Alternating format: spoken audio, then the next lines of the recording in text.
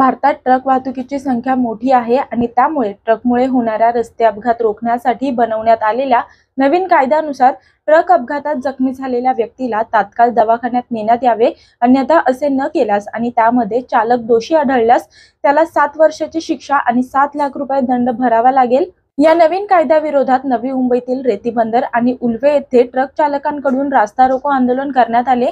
यावेळी आंदोलक ट्रक चालकांकडून पोलिसांवर लाठीचार्ज करत हाणामारी करण्याचा प्रयत्न करण्यात आला।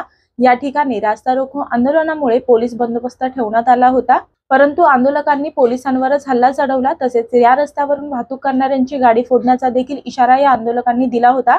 आंदोलकांनी पोलिसांवर हल्ला चढवल्यानंतर या आंदोलकांना NRI पोलिसांनी ताब्यात घेतले असून लाठीचार्ज करण्यात आलेल्या पोलिसांना दुखापत झाली नाहीये।